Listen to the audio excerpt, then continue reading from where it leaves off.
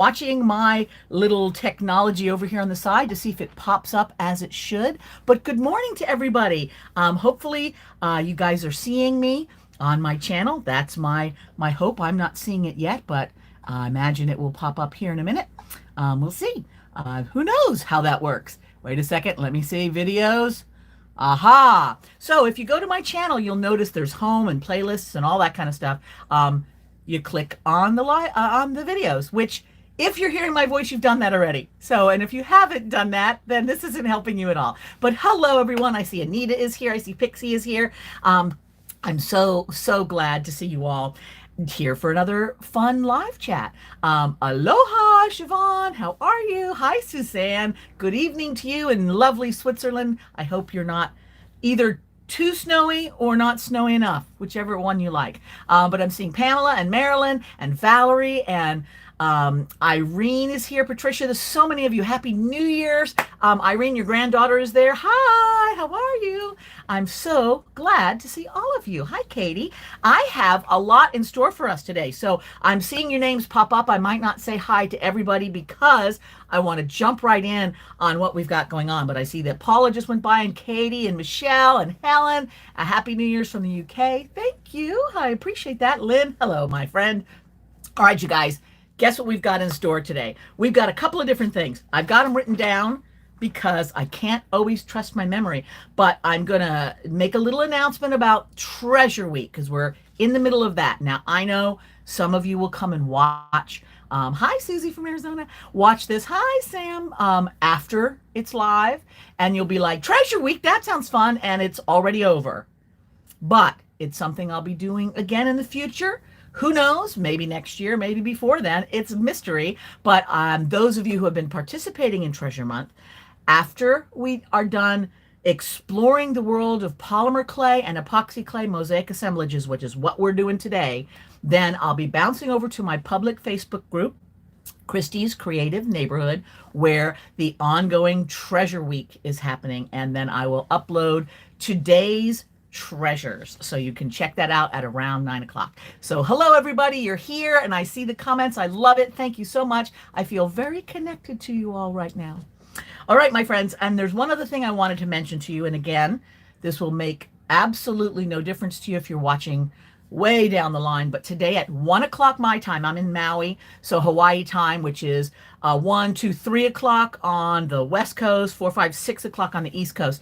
I'll be again going to that same Christi's Creative Neighborhood page, and we'll be doing another little live chat there just to answer any questions from some of the stuff we're going to cover now. And I'm also going to jump into a chat room. So if anybody wants, oh yeah, excited for the mosaic bits. I hear you. Hi, Martina. There's all those hearts. Yay. I don't get the scrolling up the side like Facebook, but I can always count on Martina for a handful of hearts. Thank you, my friend. So I'll be also having a little chat room. Now, in the Facebook group, we can only do like about 8 people at a time, but you'll get to a little bit of face-to-face time, especially if you have some specific questions about epoxy clay. Now, since I'm sort of on a little bit of a commercial jag, let me go ahead and mention that first sip of my Christmas present, sour cherry vodka. Woo, Janet, that sounds exciting. Nice. What was I going to tell you? Oh, it's gone from my brain already. Can you believe that? Oh, man. All right, it'll circle back around. But I do want to mention to you guys that I have a couple prizes to give away.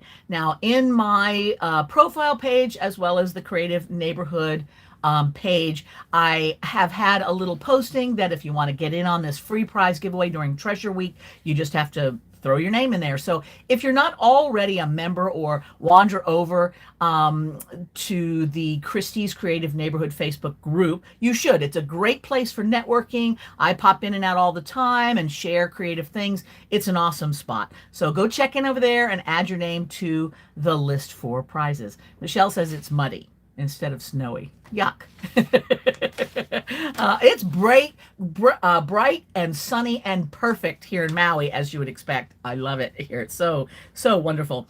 Okay, so I have a couple prizes to give away today. And at 1 o'clock, when we do the Facebook chat, I'll give some prizes away then too. So many times to win. But this is going to be a small bag of mosaic embellishment goodies. because that's what we're going to be talking about today. And the prizes that were randomly picked by my pal, Random Robot, hi Carol, hi Katie, hi Suzanne, is 2 people. Number 1, Annie Ulmer. Annie! And number 2, Motorcrafts, Emily. You guys both are winners of prizes, which is so exciting. I remembered what I was going to tell you. And that is because I was in a bit of a commercial jag. I have, after we go through all of this stuff here this morning and you get all excited about it. Hi, Kathleen from the Philippines. Good to see you, my friend. I have 2 upcoming workshops. Now, these are workshops that I repeat every 6 to 8 months, and all the details are on my page. My page is christifriesen.com, my website, and I will put that in the descriptions after this live chat is done and populates into my YouTube channel. But I've got 2 going on, and I'll talk about them more at the end of this, but you may want to check those out. They're very reasonable, and we go over so many of the things I'm going to touch on briefly today. Okay, so I think I've covered all the things that I absolutely have to tell you. Now we're going to jump right into talking about epoxy clay, a polymer clay, mosaic assemblage. I absolutely love this style of creativity. I have been a creator with clay materials forever, ever. You did make it, Darlene. Welcome. Hi, Gillian. How are you? Hi, Carol. I started off with earthen clays, or before that, Play-Doh, and then I've done polymer clay forever, and I've recently added epoxy clays to the mix. And the reason I love epoxy clay and polymer clay together so much is because you can do this. And let me see if I can get that on focus. And this is just a good example of what we're going to be talking about today. This is one of my favorite little pieces that I made just recently, and it has gotten an awful lot of notice from you all here on Facebook and on Instagram, and I'm really loving it because what it does is it combines polymer clay. So these leaves I just made with polymer clay, and then all these other mosaic embellishment bits. There's kyanite stone chips, there's Murano Millefiori, there's glass chunks, fragments, and beads. It's just such a beautiful, beautiful way of creating using multiple materials. And I'm going to go over all of that today. We're going to talk a little bit about using your treasures. Actually, we're going to talk a lot about using your treasures because Treasure Week has been going on in my, as I mentioned, in my Facebook group this week, and it's got a couple more days to go. And what I'm doing is I'm going through my stash of treasures, and I'm kind of picking some out of that stash that I feel like I can put up for sale and share with you guys, because in my opinion, as artists, one of the things we excel at is being able to have an eye for an interesting piece. We may not always know what to do with it, but it is something we kind of instinctively know when something's got interesting bones, as it is. Diane says I really like that one. Thank you. And it's just such fun. I love putting the pieces together like this. And as you can tell again from this piece, this is such a simple bit of polymer clay. I mean, it's like the simplest leaf ever, and that you can learn how to make a bunch of leaves if you don't already know how. I have a book that's in paper form as well as e-form called Flourish, and the whole theme of that is flora. So we make lots of leaves and things like that. Oh, excuse me. Carol said something, and I wanted to comment on that. She said, don't forget to like this video, which that would be awesome. That helps push it up in the algorithm and lets more people see it. And also go ahead and sign in, subscribe to my site, not sign in, but subscribe to my site, which would be great, and hit the notifications and you'll know when I have new stuff. I think that is really fun.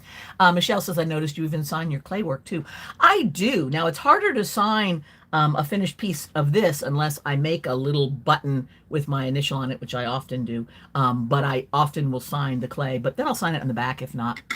Anyway, I think when you're proud of what you do, signing it is great, because I don't know about you guys, But when I get a piece of artwork, I really love it when the artist's signature is on there. It's just really kind of exciting. And Lynn, I saw that you said something, but it has vanished. It'll probably come back in a minute and I can comment on it. All right, so let's get talking right away about the nitty gritty, everything you ever wanted to know about epoxy clay. Lynn says, I'm going to need to start doing a major D-stash around the studio, Aladdin's cave on steroids here. And somebody else commented about my books. Thank you. That's the cool thing. I think sometimes we feel like embarrassed or ashamed of having a lot of things, but I think what happens is we gather it, all these little treasures. Hi, Susan. How are you from Canada? Good to see you, my friend. And then we don't have the time to use them, or we're worried about using them because what if I don't do something good and then that really cool piece is used up? Hi, Jackie. So we end up stacking and stacking and stacking and stacking. And then we feel guilty about that, or we feel like it's messy, or we should clean up or get rid of some. And I really want to tell you, number one, I absolve you of guilt on that. You can't make a cake if you don't have eggs and sugar and flour floating around, right? So you can't be an artist if you don't have ingredients.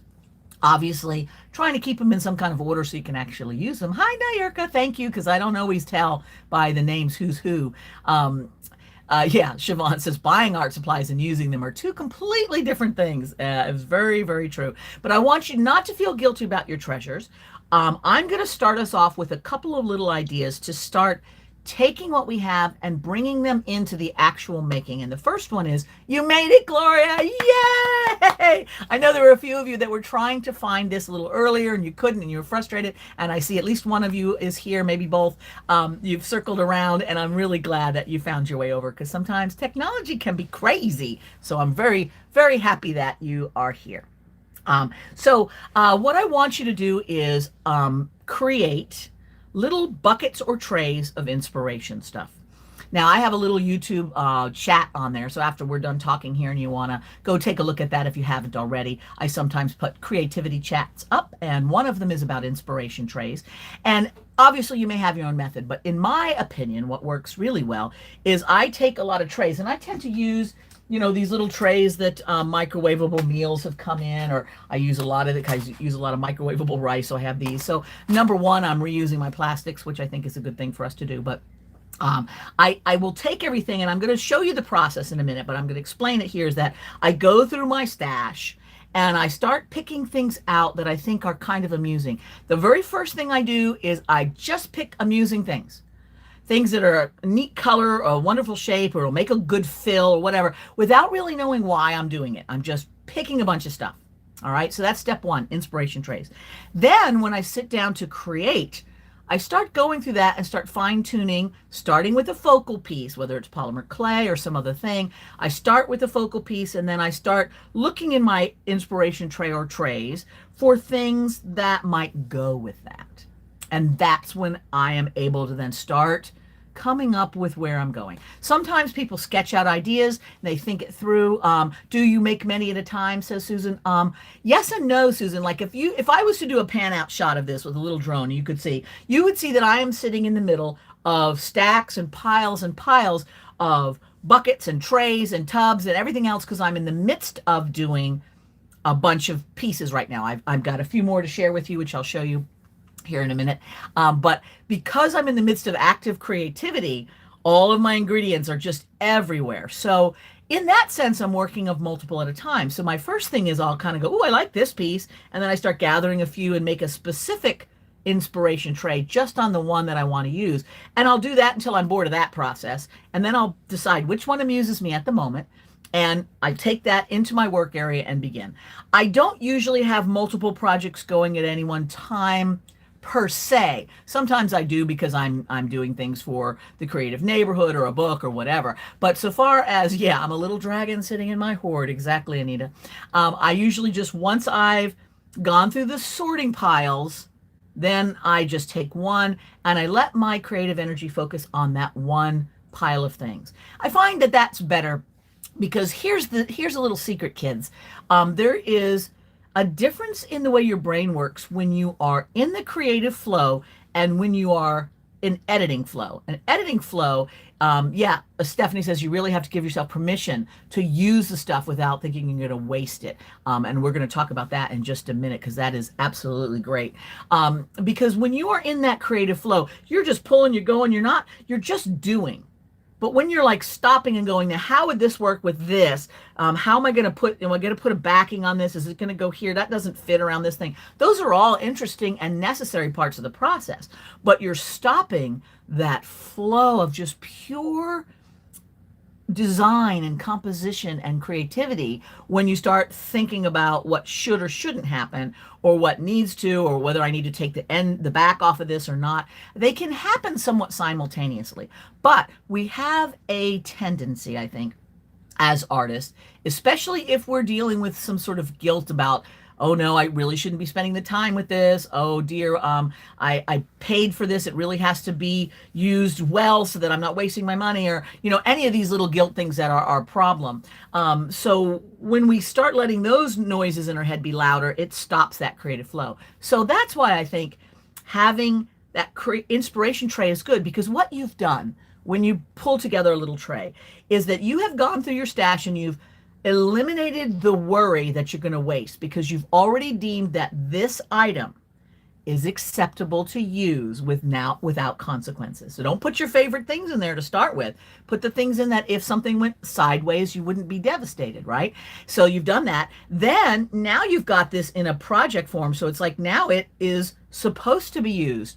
So the guilt over whether you should be spending the time on that or whether you should or shouldn't, that gets a little bit subsided because I already picked this, now I have to use it, right? So you've kind of done these couple of things. You've given yourself permission to use these items. You've already pulled them out of that you know, hoard idea so that they are actually a usable thing, which puts them in a little different category. So I think that's great. And I'm seeing that many of you are commenting, which I really appreciate. I can't always comment on all of them, but I see them as I'm walking by. And one of you were saying, or Lita was saying, arguing with your muse never gets you anywhere. It is funny how that is. And it's interesting to me that the muses coming from our Greek mythology have always been used to symbolize the way the creative process works. It's arbitrary. It's both wonderful and frustrating. It's as if it was a whole separate thing that's happening, like it's a separate entity that enters your brain and kind of takes you over. It feels that way, doesn't it? All right, let me show you another little piece. And this is something that I want, and we're going to break it down in a minute, but this piece here, I think you might enjoy looking at all this. This is a lot going on, right? And there is the polymer clay pieces in here. This is some shattered mug fragments, because sometimes things break. And when they do, then they become part of your treasure hoard. So it's very, very exciting when something breaks. The sadness goes away because the possibilities come around. Then there are all kinds of other things. There's shell pieces, there's stone pieces and pearls. There's some glass spacer chunks, you know, vintage things, a broken piece of something, rubies, you know, there's like a whole bunch of stuff in here. And if you can see the backside, this is just one big piece of the epoxy clay, which is what we're going to do. And then all the pieces start going into play there. Okay, so what we're going to do is I am going to actually start the process with you and talk it through. I'm going to hit the highlights because obviously we only have you know, 40 minutes or so left together, which is still plenty. And I want to kind of hit some highlights, but I'm not like going to really get into everything we possibly can. I would suggest that you have a couple of different choices. If you join the Christi's Creative Circle, or I guess I just call it the Creative Circle, there's enough Christi's and everything. That's another Facebook group with some online support through the website. And we do new projects every week. We talk every week, new projects every month. We talk every week, and we go through a lot of the epoxy clay stuff, which is great. And I'm seeing a couple of a couple of comments there. Where's Ricky? Says Pixie. He has some water to do today. He's going to be going out in the ocean and doing some snorkeling and stuff. So I think he's got to head off here this morning. He usually joins me whenever I can. But anyway, so we're going to just walk through the process. I'm going to give you the overview, and then we can follow up with an online workshop. You can get some of my tutorials. There are some free things here on YouTube about working with epoxy clay and polymer clay. And then, of course, I have that special group. Katie says, can I ask a question about baking polymer in a convection oven? You can. And my guess is, can you do it? And you absolutely can. Convection ovens are the best because that air, the fan circulates that air around and makes them a little bit less likely to have hot spots and therefore burn. And epoxy clay can also go in the oven. It doesn't shrink. I will, Pixie, absolutely. It doesn't shrink. And so you can use it in conjunction with polymer. I typically will make my polymer and bake it and then add it to the epoxy clay and let everything dry. But I've done it the other way around too, and it's no problem. Katie said, should you still tent the polymer clay if you're using a convection oven? I never do, but many people do. I think it just depends that if your oven has a hot spot, which usually with convection ovens, that's less likely to happen, then having a little bit of foil over the top helps deflect any of that. But that's kind of up to you. If you're The thing with tenting, which is really good, is that remember it is also deflecting some of the heat. So you're going to need it to be in the oven a little bit longer to be able to accommodate, that situation. So, all right, kids, this is what we're going to do. I'm going to flip this camera around, and we have had interesting things when I try to do that. But again, I still haven't figured out my technology yet. I've been busy to get it all in one go so that it's easy for me to do. So I'm going to click this open and make sure that when I flip it around, we're right side up. And then we're going to walk through the process. How does that sound? Vicky says, do you bake your pieces in a kitchen oven, or do you have a portable oven in your workspace? I can use the kitchen oven, especially if something's too big. But I do have a tabletop, a larger, I don't know, it's like 8 or 12 inches inside. And that's outside on our little lanai, which is nice because then I don't have to smell it, because polymer clay leaves some smell as you use it. So I don't need to smell that, and it's outside where it's not in my way. But most of the time when you get into polymer clay, you're going to want to have separate oven just for that. And yeah, Katie, it's really nice to have it outside. I used to have it in my previous life. It was a large studio space in the garage, converted garage. So it was way off in the corner, but I still ended up, like, often, whenever I could, baking at night. So I could kind of turn it on and just leave the room and go to bed and come back and check it in the morning, which my oven was real consistent, so I didn't have any worries about that. But anyway, so there. And it's interesting. I do have a YouTube vid just on baking polymer clay, so you can find that if you click on videos and scroll, you'll find it. So that answers some more of those questions, I think. But the epoxy clay is air dry, so that's nice. You don't have to do nothing, and I'm using Epoxy Sculpt, which is my epoxy clay of choice. I love it. And it comes in different sizes. It comes in little small sizes too, so that you can give it a test out. And it's a 2-part thing, which we'll talk about in a minute. And it has very low odor too. You always want to have ventilation, of course, because it's a chemical, but it's very low odor. I sit in it all day as long as I leave back and forth and I have my fan on. It's no problem. Okay, Katie says, I feel I'm gonna get addicted to making the epoxy mosaics. I can't wait. You're gonna, because it's so much fun. All right, so let me flip this around and see if I can do it without killing anyone. So I feel like this is gonna be backwards, and I'm gonna have to flip this around. So let's see. Whoa. Well, kids, that's what you don't do. I just dropped it right on the floor. The hard part about this is I've got to spin it around. And okay, shoot. We're going to try that again. I definitely have to figure out my technology. This is just not easy, because it's just got to spin the opposite direction. So that makes it hard, and everything comes out of the hanger. Okay. Sorry, you guys, bear with me. That it was really scary. Okay. Oh my goodness. All right, I think we're kind of in the ballpark now. There we go. Yowza. Well, hopefully everybody can still hear me, right? Are we all good here? And I did it. I just dropped it on the floor. Like, what's the chances of that? Oh my gosh. And I'm pretty sure that my sound is still up. Let me know if you can't hear me. But here we are. We've got all of our stuff in front of us. I think I'm going to be able to let everybody see this nicely. We're good. Okay. Shoo! Woo! Okay, so this is that same piece we looked at before, and I'm going to put another piece there just so you can see it while I'm getting sorted. And we're going to go through the process of how you do the design composition first. So thank you, everybody, for being chill about all that craziness. But what I want to talk about is the design part, because I think this is where a lot of us get stuck. All right.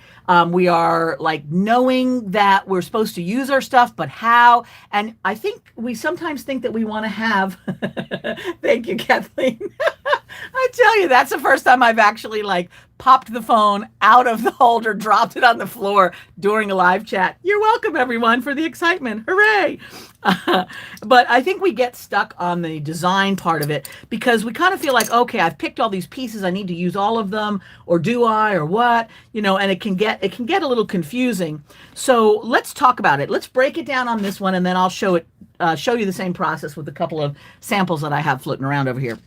Okay, so for this one, what I had this beautiful stone, all right? So I knew that the first thing I wanted to do was use this stone somewhere. So that's great. I started with that. And then I started going through my inspiration trays and finding things that would go with it nicely. So I had these leaves that just happened to be the exact same color. I know I love these colors too. To me, these are one of my, well, this is my favorite combination of this teal aqua with the coral. I mean, it's just so much fun. Those are complementary colors, which is why they look good together. My sidebar is blinking in and out. Elfie, I'm not surprised because I'm sure it's me. Yeah, it's me dropping it. And Emily says, I laughed at the statement, let me know if you can't hear me, because how would they know? So I think at this point, everybody can give me a good thumbs up for really great technical skills, right? Okay, so I had these happen to match exactly. And then I have a lot of shards of all kinds of colors. And so, of course, I had some shards and some turquoise that are all going to be in the same color scheme. Now, sometimes I stick to one color scheme. Sometimes I do more than one. So on this one, knowing that my favorite colors are this teal and this coral, because being complementary colors, they're always going to look great in a design. I have some of this wonderful great Sardinian coral. It's fabulous. So I found my little stash of that and I put that on the side. And then I had a couple of these interesting little bit of silver things that my sister actually had made as a experiment that went awry. And I said, I want that. And so you can see how lovely those are. And then these are just snippets off the ends of head pins. I use head pins a lot, and I always save the little part that I cut off. And so together, now I didn't know I was going to use this till later. But I gathered up all the things from my tray, and then I'm ready to begin. But I don't really know what it's going to be. I started playing with it a bit to kind of get a feel for the pieces before I committed to the epoxy clay. So let's do that same process now using some actual items so we can kind of see how that works in real life.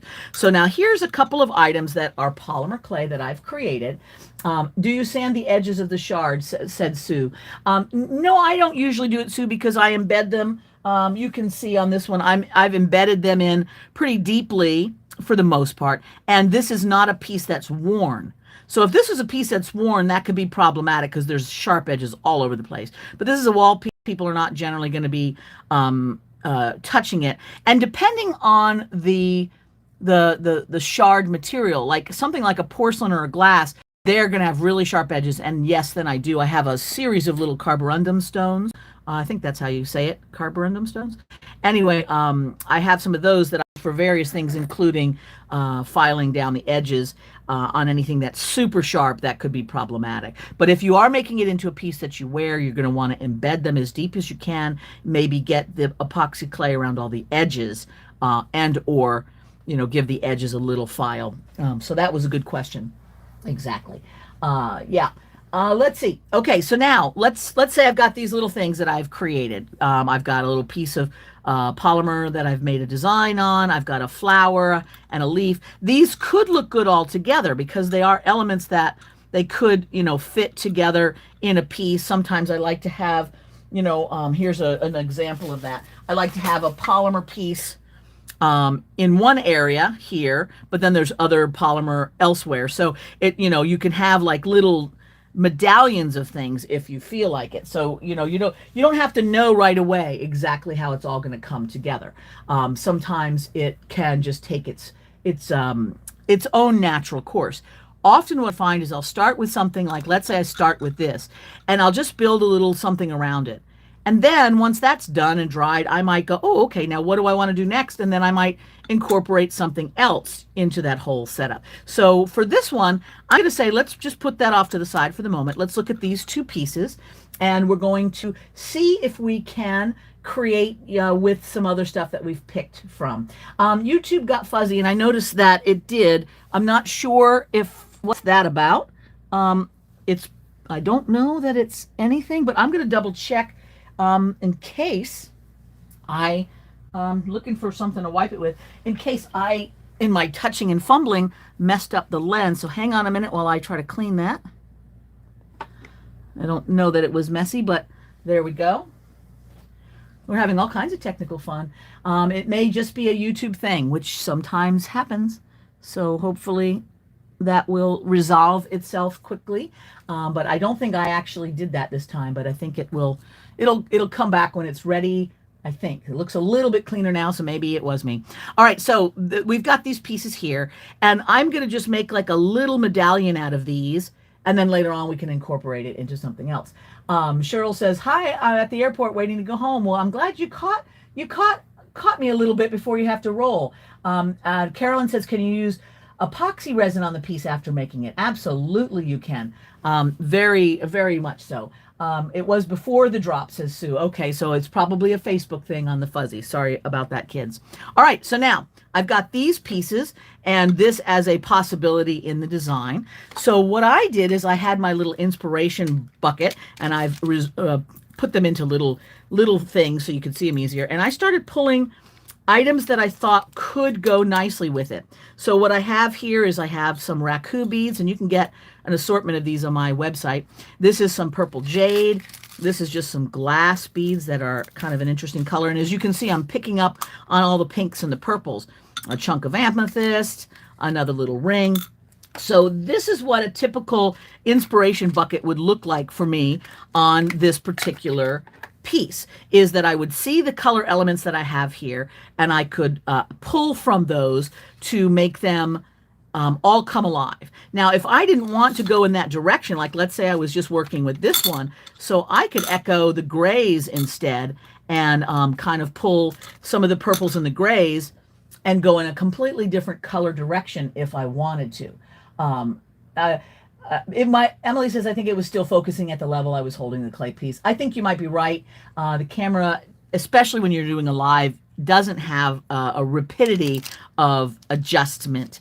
And I have to remember that because I move quickly. And it has a struggle when I move too quickly. So again, I'm sure that was me doing some stupid things. Okay, so these are all the pieces that we're going to may have nearby to incorporate into our little piece. So let's keep those there. And now let's look at something else. What if we had something like this instead of a polymer piece? Thank you, Katie. That is a fun, it's a fun color scheme. I really like it as well. And yeah, I agree with you that those rakus are really nice. I've been looking for those for quite a while.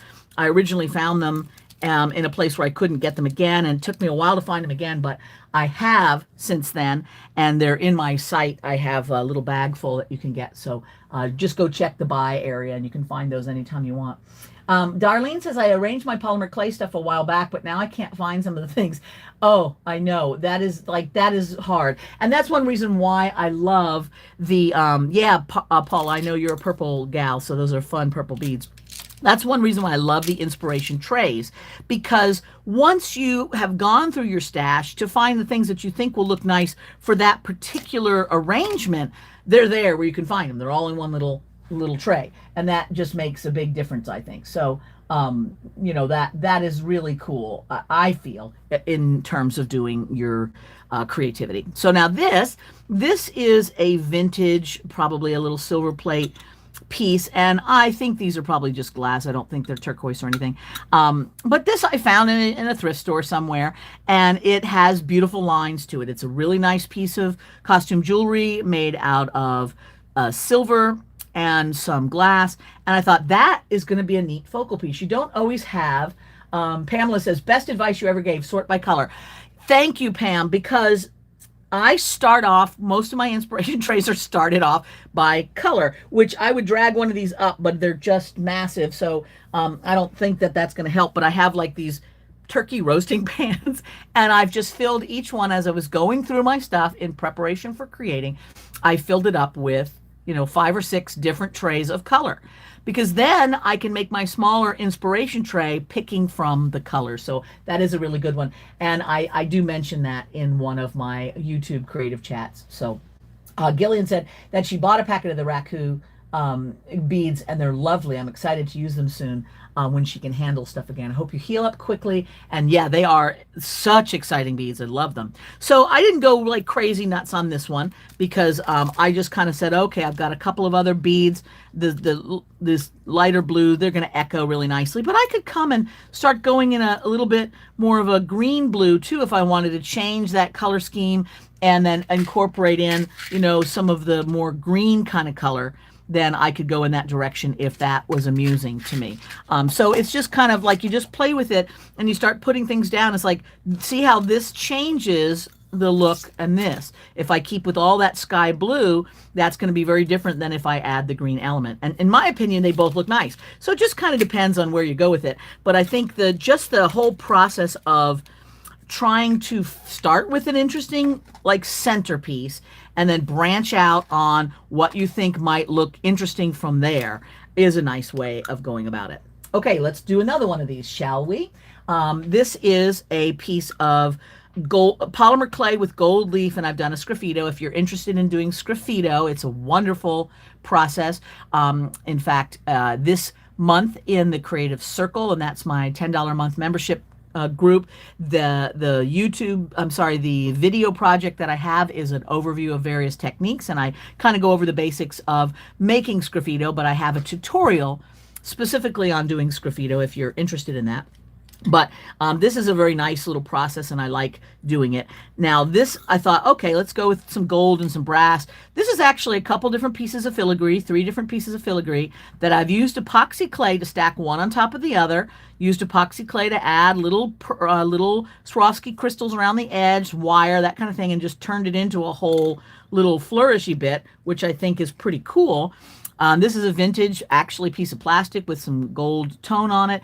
And then I have a whole bunch of gold beads because I just love gold. So all of these things, if I stuck with that gold color scheme, would be great. And then I have some dichroic to hit that same purple-pink pop, which I think would make a really fun arrangement of all of these little pieces. So there's a direction we could go if we wanted to. So you see, I've already got multiple things that I could do just by kind of sorting through some of my inspiration piles and, kind of thinking about what might look good. And I think that's kind of the way to do it, because you don't know which one is going to jump at you. And Darlene says, sgraffito, question mark? Yeah, it's a Latin word for scratch. And it's a technique that goes back, millennia, actually. And it's just scratching through a surface to reveal the undercolor. Remember in kindergarten where we colored a thing and put the black tempera paint on it and then scratched it off with a toothpick or whatever? That's the sgraffito concept. So there's a couple of ways to do it with polymer clay that are very specific to polymer.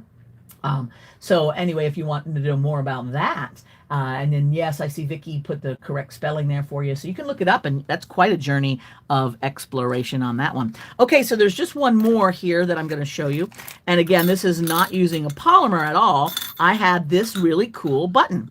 So this is a copper button. It's got some interesting coloring on it, and then I went through my pile and I had another copper type flower, but I've put some iron swelligant with rust on it. If you're curious about swelligant, I have a whole YouTube video about that as well. And then I kind of picked other things that might look nice with it. I've got a piece of coral. I've got a wonderful little bit of glass. I've got a couple of beaded beads. All of these things could look really nice together. And going back to that color scheme that we love so much, I can incorporate the aqua if I want to go in that direction, which could be really fun. I have aqua shards as well as some mother of pearl. Those would make an amazingly nice direction to go. But I also could wander off and do, you know, some really bright lime green accents, and that could look really fun with that too. So this is the process, the composition process, is that you just go through your stash. You make an inspiration tray, and then from those trays, actually you make your color piles or inspiration trays, whichever you prefer. And then from those you start picking out specifics to begin, which brings us to begin. Paula says, I've got a lot of check buttons. Yeah, check buttons make absolutely wonderful places to start. All right, so now we're going to start with our epoxy clay. I have got silicone mats. Now you can get these online. They're silicone baking mats, or I get these directly from my source for epoxy clay because they're thicker, but it doesn't matter as long as you have a nonstick surface. Other things that could work is a tile with just clear plastic wrap on top of it as a nonstick surface. You can also get those flexible plastic cutting boards, you know, like at the dollar store or whatever. They're just those funky little cutting boards. Those things are just a flexible plastic, but they make an excellent non-stick surface. So I'm putting on my gloves here, or at least I'm trying to.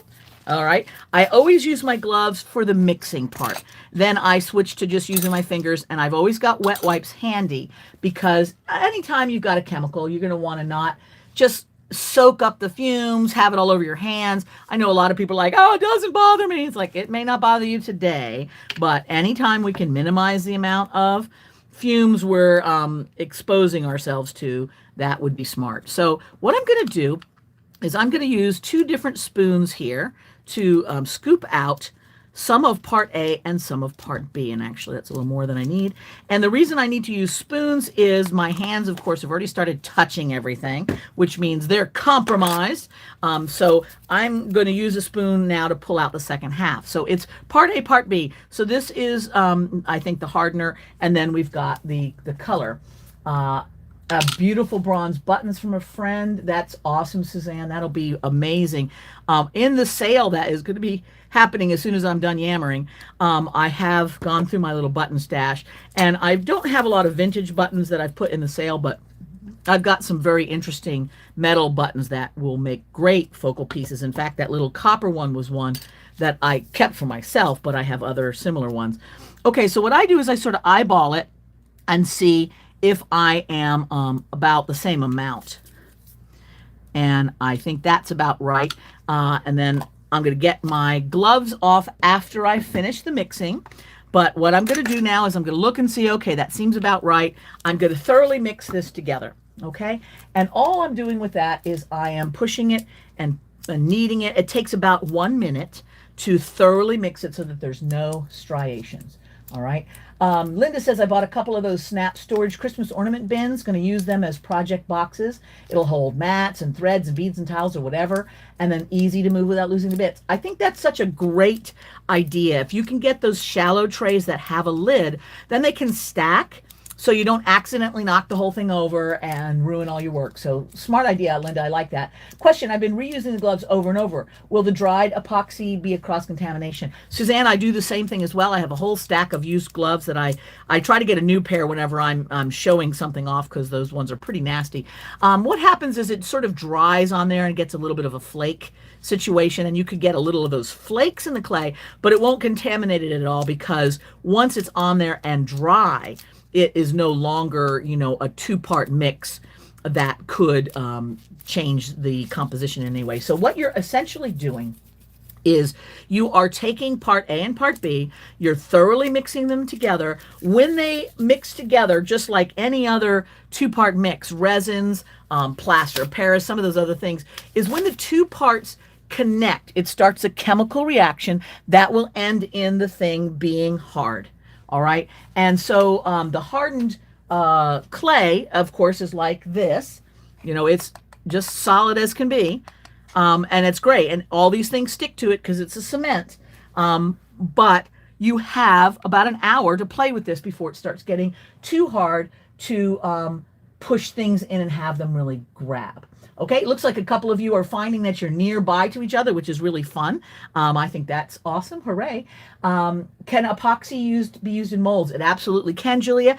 If you have a silicone mold, you can press the epoxy clay directly in the mold and completely let it dry if you want, and then pop it out and color it and do whatever else you want. Or you can press it in. I usually use there's a couple different things that you can use as a release. I would use, like if I'm using black clay, I would take a mold and I would use some black powder, a very thin coating of black powder in the mold, and press it in, and then it releases, but it's just got black on black, so it's no problem. And even though there's a little bit of black in there, I can still press things into it as long as I'm pushing. You can use a little spritz of water, but it has a tendency sometimes to make it a little too sticky. But you can, again, just let it dry. Like let's say you had a nice mold of a face, and you wanted to put the epoxy clay in, let it dry, then pull it out and add more around the sides and build up from there. You certainly could.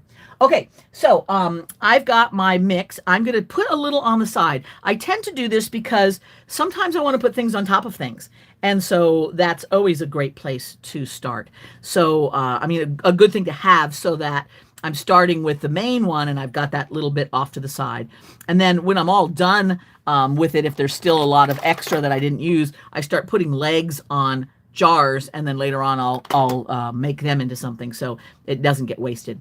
All right, now you notice that sometimes this edge cracks. I'm putting it into a form.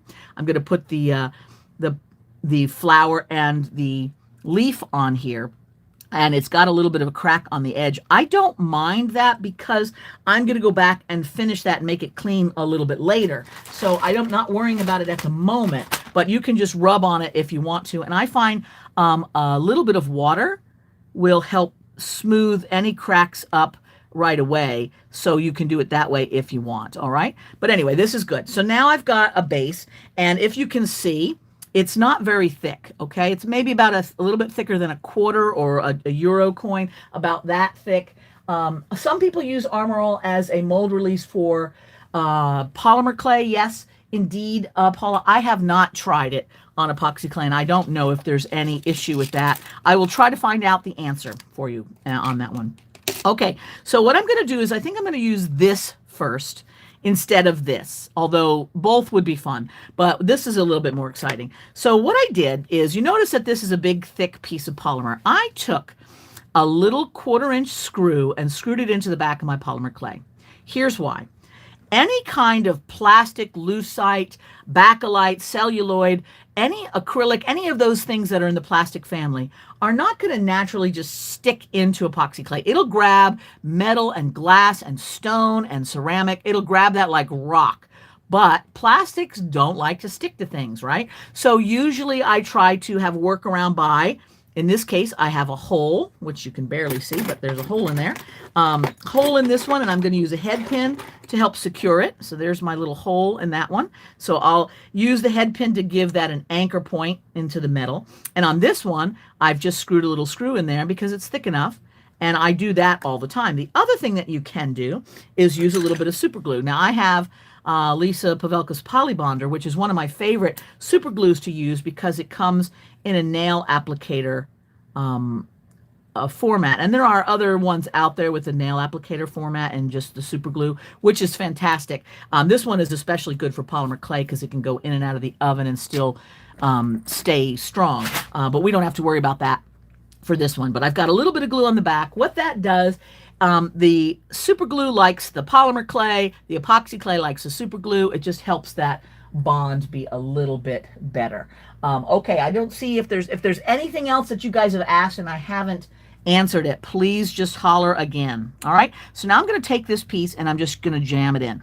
Now you notice how carefully I thought about where this goes, by which I mean I didn't, because on this thing I feel like the composition for me is going to be, I am going to make a piece that's sort of like a medallion, and then later on I'll figure out what else it's going to go with, because I don't have a clear-cut idea about that yet.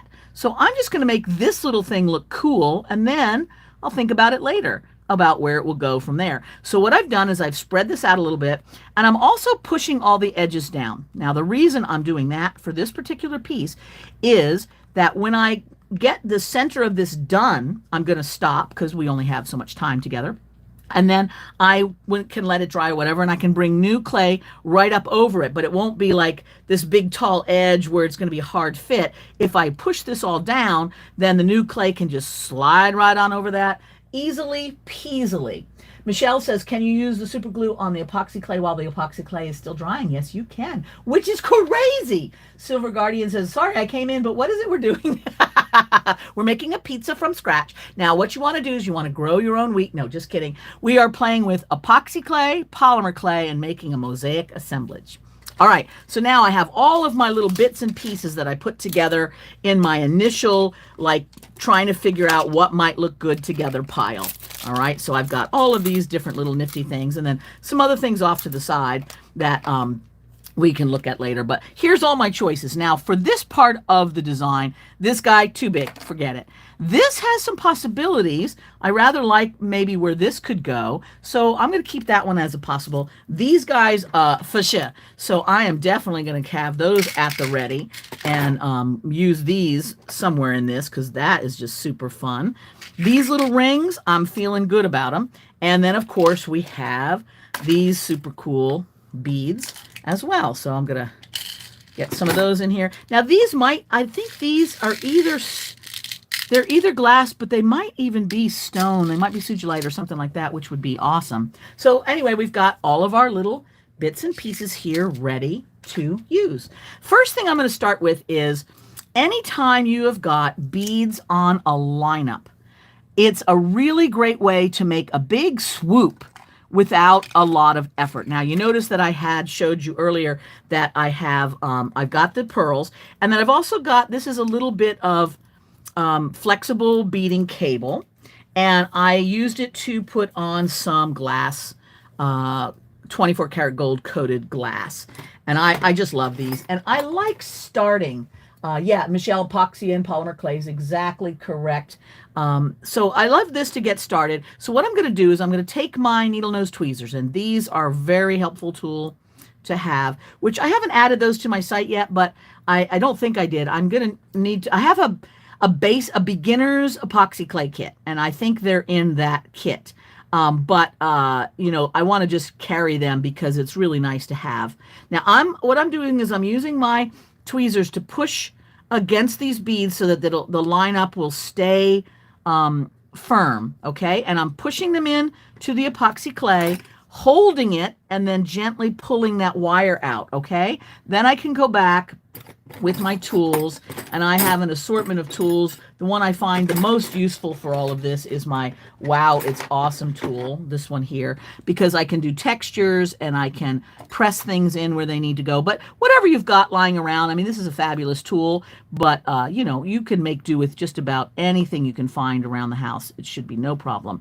And I'm going to press and push, and you can add more clay if anything gets out of control. But you see what this does immediately is it refines the edge of the design. So that helps you figure out in which direction this whole piece is going to move. Like if I decided to add this circular piece, you know, let's say I added it right here, I could put some beads around that if I wanted to make that circular pattern really emerge. So I'm going to use the pearls again, just because I've started off with the circle here along the side of that leaf, and I kind of like how that looks. So let me grab this. So using my tweezers, I'm pushing that, and I'm going to add another line up here, and I'm kind of pushing that in as I go, holding it tight, getting it all the way up to that edge. Then I will find and pull this out here. Okay, so you see what I've got going on there, which I think turns out nicely. So there's an extra pearl that doesn't need to live there. See how I've got a little gouge there? Now I can just use my tool to press that up, or I can just take a little bit of that epoxy clay I had off to the side and kind of firm up the edge there, make sure everything's looking good. All right. So again, I'm wiping. I have about an hour's worth of working time. Yes, exactly, Paula. That I find it's at its most sticky and lovely for that hour. So now I'm going to take some of these guys and I'm just going to press them in flat here, right around this. I love curves. I think curves really make things feel movement, flow. They're joyful. To me, I like curves, partly also because I have a struggle with I have straight lines, and they always end up wiggly. So I just embrace my inner wiggliness, and I just go for it and just pretend I'm still in the Art Nouveau period and just make everything all whiplashy all over the place, and that works for me. So I'm going to put those in, and now I'm going to press down at the base to kind of flatten them up and tilt them uphill, because they don't have to be completely encased in the epoxy clay. They can have a little bit of space to them. That's no problem at all, which these are having a little bit of space coming up from there. So I'm looking at like some of these big purple pieces that I have, some of this jade. This is kind of a nice little echo. The way that it looks, it's almost like the way that leaf is. So I might go, okay, I'm going to put that right there. And then later on, I can bring my clay right up against that edge if I want to. And I'm almost done with this piece here just because I want to kind of wrap things up here in a minute. And I'm just going to show you one or two other little tricks. I use a pickup stick all the time. This is a crystal katana. And that helps me press things on really nicely. And then I use the back end of a tool. And you want to, use a wet wipe on your tool as you go along too, if you're getting any of the epoxy clay on your tools, because they will dry on these metal tools and that ain't fun. So you see, I'm just kind of building this up. Now, because I'm sort of finished with time here, but I don't have enough time to cover this whole piece. What I'm going to do is I'm just going to take my tool and I'm going to just drag some lines in on this piece. And I keep my wet wipe handy because this will flow in a different way when the end is kind of moist than if the end is dry. And both are fun. One is sort of a ragged look and one is not. But you see what I'm doing there is like now that can be an open thing. It doesn't have to have anything else on it. When I go to create the rest of this, this is some texture that'll be just fine as it is. So I'm just dragging here. This is another reason why I love this tool. Just look at how beautiful those drag lines are. Aren't they great? So I'm going to pull under here and then I'll let it completely dry, and then I'll go back and add more epoxy clay and just continue to make it bigger and more interesting as I just feel inspired by the materials. So I've got a really big section up here. Again, would this be in there? Not so much. These are a little bit too big. I'm just going to leave that, but this would be an ideal spot to put some, actually, I got a minute. Why don't I do this? This is a couple of mother of pearl chips. I sell these as well because I use them so much. I'm going to put, I'm going to put some of this on there. And I also find that I can lift them off from the tile, but once they get on the silicone, they don't like to leave. So you may want to put your pieces on your silicone mat, on your tile, and not your plastic non-stick surface, because they stick to the non-stick surface. Go figure. Okay, so let's put a little of that in here. I think this actually looks nice. Alrighty, there we go. I'll put a few more of those and then we'll continue with the texture. All right, so what I'm just doing there is I'm kind of pressing them as close as I can so that they look lovely, and that gives me just a bit more something going on instead of an area that was way too big. Now you can use powders as well. Mica powder and pastel or chalk powder work with epoxy clay fantastic. You just brush it right on the surface, which I don't need to do to this piece, but I'll show you anyway, because why not? I've got a little brush here, and I think what I'll do is I'm going to pull a little bit of green, and I'm going to put some of this green powder right in here. So I'm going to put that right over this area here. And here's a little trick, is that I'll then take my wet wipe and swipe over the surface, and it'll take it away from the top of those ridges, and that puts some color just down in the cracks and the crevices. In fact, I'm going to go in with a little deeper green or a little brighter green so that I get some more contrast there. And that will add another little component for our eye to go to. Okay, so now I'm going to try and flip this around without destroying the universe. Wish me luck, okay, everybody? All right, here we go.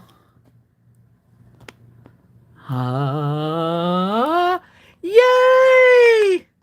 All right, let me undo my little knob here and move it around. Great. Okay, I'm back. Woohoo!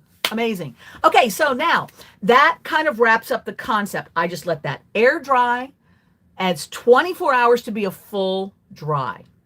Okay, usually in about 4 to 5 hours, it's pretty firm. And at any place along the way, I can continue to add new epoxy clay right over the surface. All right, I don't have to wait for it to dry. I can just keep working as much as I want. But once it starts that mixed and then you're working with it, it's going to dry. There's nothing you can do to stop that. There's a few things you can do to slow it down, but not enough. You can put it in the refrigerator or the freezer. It will slow that process down, but you're not buying yourself too much time. So anyway, I think that's pretty good. I'm going to look to see if anybody's got any comments. They're not popping up here like they sometimes can. So I'll look over here. Debbie says, Christi, I'm loving this. Thank you, Debbie. It's great fun, isn't it? Anita says she used the Crystal Katana for picking up, and the wow, it's awesome for textures. Absolutely. Crystal Katana you can find online. If you go to my website in the buying section, when you drag that down, there's a lot of great categories. Go in all of them. But I also have an Amazon favorites, and I put the Crystal Katana in my favorite things to make things with, or, you know, I forget one of those categories, because it's great. I use it all the time. And the same with those little needle nose tweezers, which you can pick up in most places. It's a gorgeous piece so far, says Suzanne. Thank you. Can you use acrylic paint in the epoxy clay? You can indeed. I know that some people mix a little bit of it in to color it. Most people use it on the surface and paint with it directly on the surface. It does come in colors. So you can buy, I don't carry this yet, but you can go to Aves, A-V-E-S. That's the company that makes it. Awesome. Family-owned company, great people. And there's a special little code. I think it still works. It's APOXIENOW, APOXIENOW. And with that APOXIENOW code, you usually can get 15% off most of the epoxy products. So you can run right over there. They have the mats, they have the Crystal Katanas. Of course, they have all your clays. So that's really good. It's kind of fun to have all that. But they do have it in colors, and there's one pack that has the primaries, red, yellow, and blue, and I think also black or white, I forget. And with that, you can mix just about any color that you want. And you can do that by mixing part A and part B per color and then blending it all, or just mixing the colors and then an equal amount of the base. So either way works just fine. And see if there's anything else. That's the name of the tool, the wow, it's awesome. Yeah, exactly. All right, everybody. So I really appreciate you all joining me. I will be having more YouTube videos this year. Obviously, it's my goal to kind of have one every week. And talking about creating with epoxy clay is something we'll do. I have creativity chats that I throw up every now and again. Those are not live, but they do handle some aspect of creativity. I appreciate all of you. Double check. It takes a little bit for this to post into my channel. So anybody who wants to find it immediately after, give it a bit. YouTube takes a little while to sync it up. But I will add into the description some of those coupons that I told you about and my links and things like that. All right. So you can check that out if you're watching this later. And in the meantime, those of you who have not already done so, you might want to wander with me right after this over to Christi's Creative Neighborhood Facebook page, where the Treasure Week is ongoing. I will have a live chat over there at 1 o'clock today. So for those of you watching it live, that's awesome. For those of you watching it later, you missed it. But I'll be over there at 1 o'clock today, and we can share a few more tips. And of course, the treasure sale starts as soon as I bounce over there. All right, everybody, I'm going to figure out how to make this stop, which last time was tricky. And I appreciate all of you. Take care and happy creating. Goodbye.